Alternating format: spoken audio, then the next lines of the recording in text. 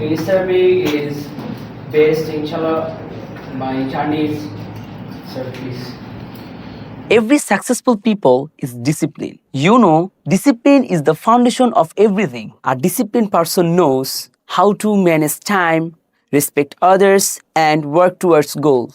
যখন আমি ইংলিশ থেরাপিতে আসছি, অনেক মানুষ বলছে আমার বাবাকে যে এখানে ইংলিশ শেখার জন্য কি এত টাকা লাগে নাকি, শুধু শুধু টাকাগুলো নষ্ট করতেছে। আমার বাবাকে বলছে, আমার মাকে বলছে, কিন্তু এখন আমার বাবা অনেকটাই খুশি, আমিও স্যাটিসফাইড। আমি ধন্যবাদ দিতে চাই আমার বাবাকে সবসময় আমাকে এরকম সাপোর্ট করার জন্য।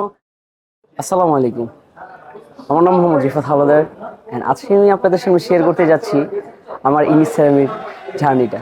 তো আমি তখন রাত্রে প্রায় 2টা বা 2:30 বাজে আমি স্কুলিং করতেছিলাম ফেসবুকে। তো তখন সিও স্যারের একটা ভিডিও আমার সামনে আসে। তো তখন আমি জানতে পারি যে ইংলিশ থেরাপিটা কি, এখানে ইংলিশ যে শেখানো হয় আমি এটা ভিজিট করবো এখানে। তো আমার বন্ধু আর আমি আসলাম ভিজিট করতে।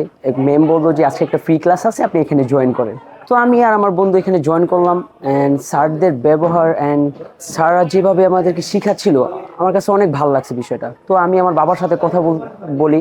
আমার বাবা আমাকে বলতেছিল তুমি কোনো একটা ইংলিশ কোচিং সেন্টারে ভর্তি হও, কারণ ইংলিশে তুমি যদি দক্ষ থাকো তোমার দেশেও অনেক দাম আছে, তুমি যদি বাইরে যাও সেখানেও তোমার অনেক দাম আছে। তো আমি বেসিক্যালি ইংলিশে অনেক দুর্বল ছিলাম, আমি ইংলিশটাকে অনেক ভয় করতাম, আমি অনেক অ্যাভয়েড করে চলতাম ইংলিশটা। তো আমি কোনো কিছু চিন্তা না করে আমি বাবাকে জানাইছি যে বাবা এই ইংলিশ থেরাপি বেস্ট, তাদের ওরিয়েন্টেশনটা আমার অনেক ভালো লাগছে। আমার বাবা বলছে তুমি অ্যাডমিশন নিয়ে নাও। আমি সাথে সাথে অ্যাডমিশন নিয়ে নিই সেই দিনই। তারপর আমি নভেম্বরের 1 তারিখে আমি আসি।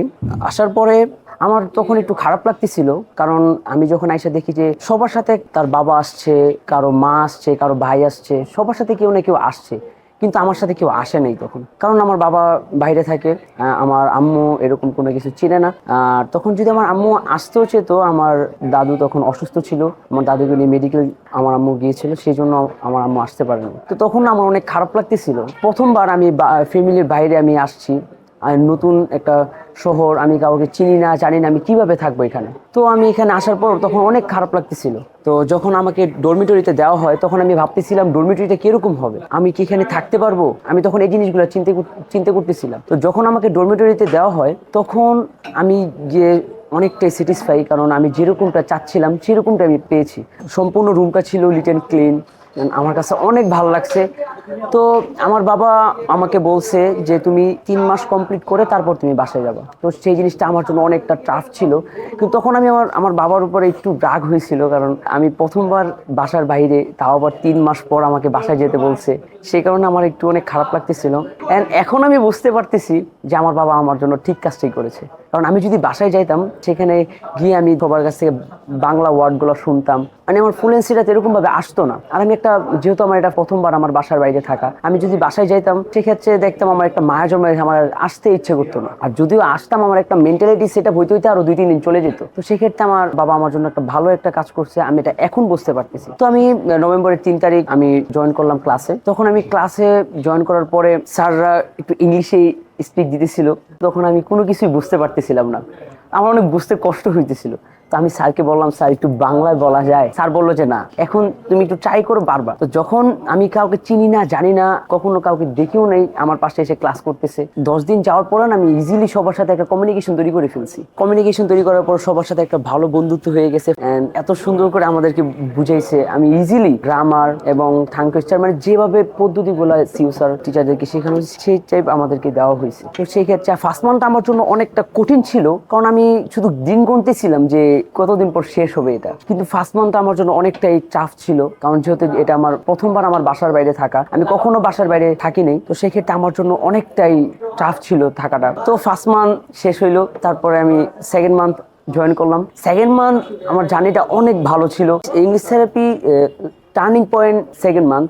তো দেখতে দেখতে আমার ইংলিশ থেরাপি জার্নিটা শেষ হয়ে গেছে প্রায়। আজকে আমাদের ফেয়ারওয়েল ডে ছিল, অ্যান্ড আমি এখন চিন্তা করি যে কিভাবে শেষ হয়ে গেল ইংলিশ থেরাপি জার্নিটা। 90 দিন আমি কিভাবে এটা কাটালাম। আসলে ইংলিশ থেরাপিতে না আসলে আমি বুঝতাম না যে 1 মাসেও মানুষের সাথে এত ভালো একটা সম্পর্ক করা যায়। আসলে যখন আমাদের সেকেন্ড মান্থটা শেষ হয় তখন না, আমরা তো বয়েস, সেই কারণে আমরা কান্না করতে পারি না, তখন অটোমেটিক্যালি সবাই না একটু ইমোশনাল হয়ে গেছিল যখন আমাদের সেকেন্ড মান্থটা শেষ হয়েছিল।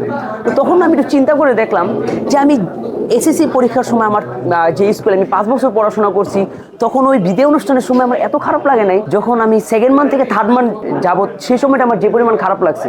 তো তখন আমি চিন্তা করলাম যে আজও কি সম্ভব 1 মাসে এত পরিমাণ ভালোবাসা মায়া জন্মানো, কিভাবে সম্ভব? এটা আমি ইংলিশ থেরাপিতে না আসলে আমি কখনোই জানতে পারতাম না যেটা আজও সম্ভব। আসলে দেখতে দেখতে ইংলিশ থেরাপির জার্নিটা শেষ হয়ে গেল। অ্যান্ড আমার এই জার্নির পিছনে সবচেয়ে বেশি অবদান ছিল আমার বাবা এবং আমার মা। আমার বাবা মা যদি আমার পাশে না থাকতো আমি কখনোই এখানে আসতে পারতাম না।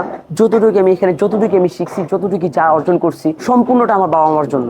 বিশেষ করে আমার বাবা। আমার মা একটু ইমোশনাল টাইপের, কারণ এটা যেহেতু আমার ফার্স্ট টাইম আমার বাইরে ছিল। আমার মা অনেক কান্না করছে যখন আমি বাসা থেকে বের হয়ে আসছি, এবং আমার মা খালি শুধু দিন গুনতো যে কখন আমি যাব। আমার মা আমার ফোন করে বলতো তুমি চলে গেছো, বাসাটা পুরো খালি হয়ে গেছে। আমার মা এমনও বলতো যে তুমি যাওয়ার পর আমার রান্না বাড়িও এরকম মন বসে না, কারণ তুমি বাসায় নাই, আমি কার জন্য রান্না করবো? আমার ছোট দুইটা, একটা বোন একটা ভাই ছিল, তো ওরা আমাকে বলতো ভাইয়া তুমিও বাসা থেকে গেছো, আম্মু ঠিকঠাক মতো রান্না করে না, তো এইগুলো বলতো। আর কিন্তু আমার বাবা একটু হার্ড ছিল।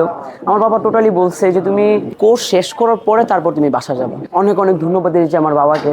আমি যা অর্জন করব সামনে এবং যা আমি অর্জন করেছি সম্পূর্ণ ডেডিকেটেড হলো আমার বাবা মার জন্য। আমি আন্তরিক ধন্যবাদ জানাই।